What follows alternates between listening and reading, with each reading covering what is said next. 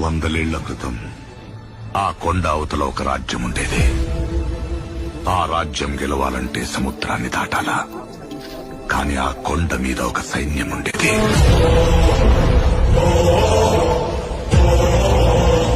దేశం జల్లెడపట్టి రాజు తెచ్చుకున్న సైన్యం.